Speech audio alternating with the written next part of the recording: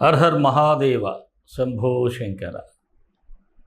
విధాత TV ప్రేక్షకులకు కాళభైరవుని అనుగ్రహంతో, రాజమాతాంగీదేవి అనుగ్రహంతో, ఆయురారోగ్యాలతో అందరూ సుఖ సంతోషాలతో ఉండాలని కోరుకుంటూ మీ విశ్వసాయి గురూజీ.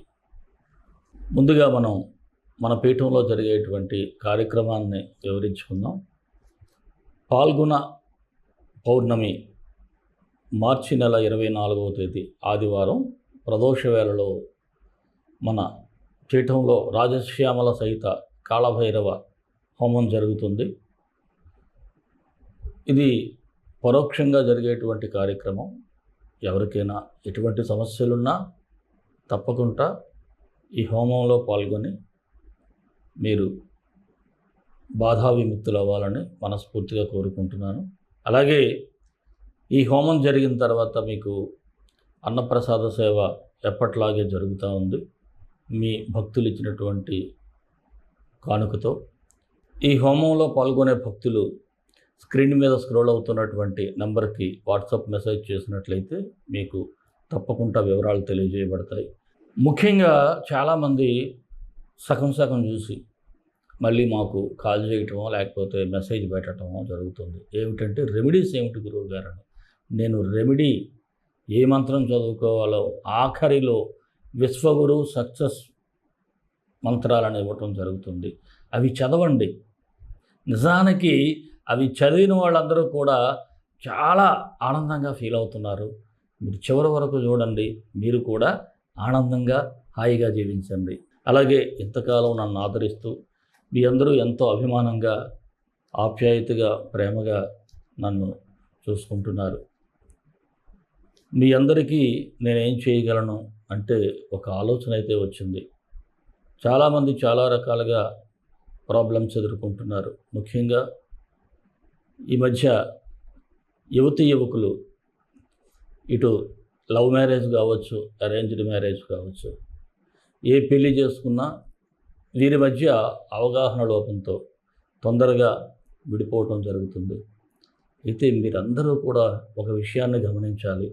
మన భారతీయ సనాతన ధర్మంలో అద్భుతమైనటువంటి మనకి ఋషులు అందించారు. ముఖ్యంగా అర్ధనారీశ్వర తత్వం. శివపార్వతులు, పార్వతీ పరమేశ్వరుడు. శివుడు ఎందుకు అర్ధభాగాన్ని ఇచ్చాడు? ఇవన్నీ మీరు అర్థం చేసుకుంటే మీ మధ్య కళతలు రావు, కలహాలు రావు, కన్నీళ్ళు ఉండవు.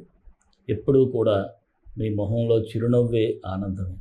అందుకే త్వరలో మన భైరవ శక్తి ఛానల్లో దీని గురించి నేను వివరాలు చెప్తాను.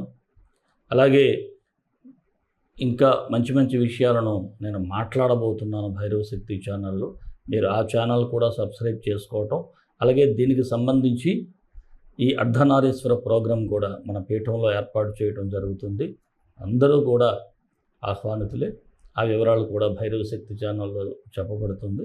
మీ అందరికీ మరి నేను మరొక మారు భైరవుని ఆశీస్సులు ఉండాలని కోరుకుంటూ ప్రార్థిస్తూ మరి రాశిఫలాల్లోకి వెళ్ళిపోదాం. వెళ్ళే ముందు ఇంకొక మాట. మన వీడియోలు మీకు నచ్చుతాయనే భావిస్తాను. ఒక చిన్న లైక్ చేయండి. అలాగే 10 మందికి తెలిసిన వారికి షేర్ చేయండి. మీరు ఎవరైనా సరే ఛానల్ సబ్స్క్రైబ్ చేయకపోతే సబ్స్క్రైబ్ చేయటం మాత్రం మర్చిపోవద్దు. రాశి ఫలాల్లోకి వెళ్ళిపోదాం. మీనరాశి మార్చి 16 నుంచి 31 వరకు ఈ రాశి వారికి ఎలా ఉంటుందో ఒకసారి చూద్దాం.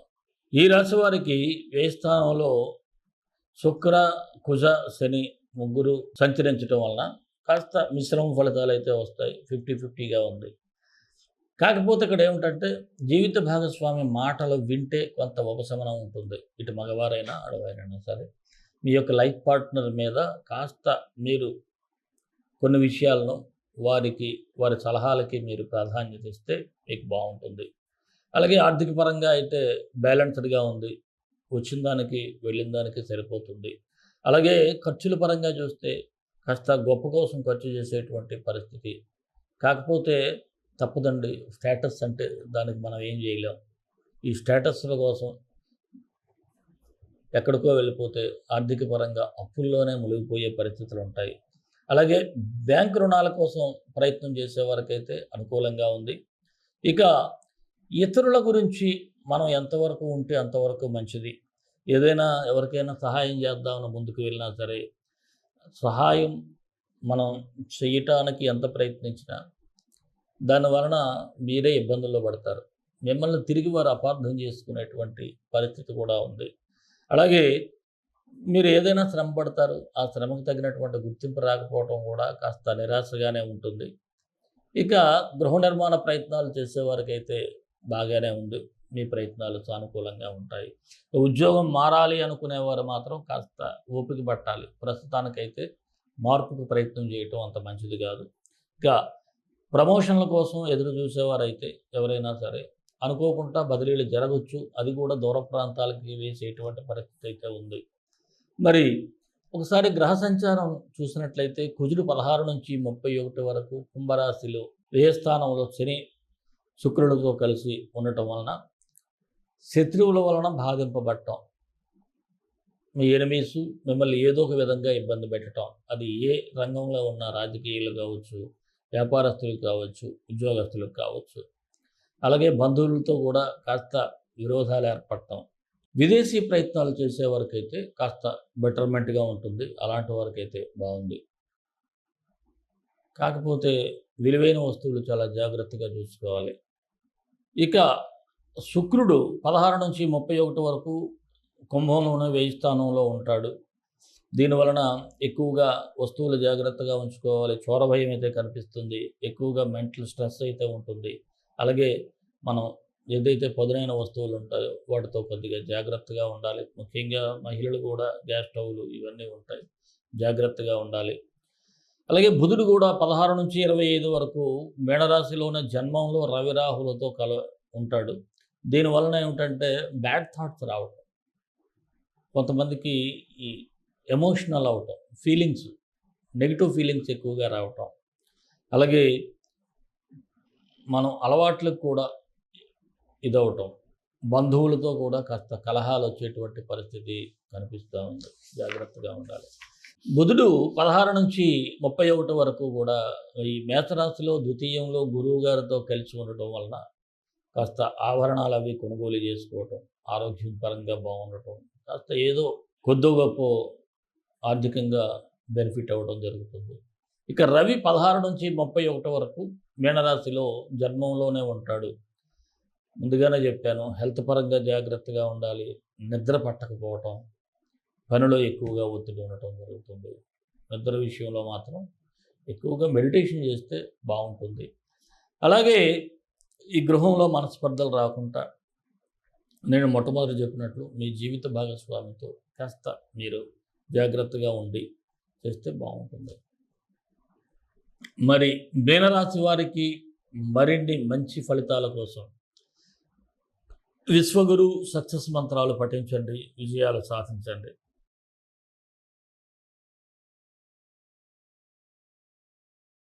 ఈ రాశి వారు నవగ్రహ స్తోత్రం చదువుకోవాలంటే ఆదిత్యాయ చ సోమాయ మంగళాయ బుధాయ చ గురు శుక్ర శనిభ్యచ్చే రాహువే కేతవే నమః. ఆదిత్యాయ చ సోమాయ మంగళాయ బుధాయ చ గురు శుక్ర శనిభ్యచ్చే రాహువే కేతవే నమః. ఈ మంత్రాన్ని ప్రతినిత్యం 18 సార్లు ఉదయం సాయంత్రం చదువుకోండి, అంత మంచి జరుగుతుంది. అలాగే ఈ డిస్క్రిప్షన్లో ఈ మంత్రం కూడా ఇవ్వడం జరుగుతుంది. మరి మన ఇష్టదైవం కాళభైరవుడు, కాళభైరవుడు గాయత్రి.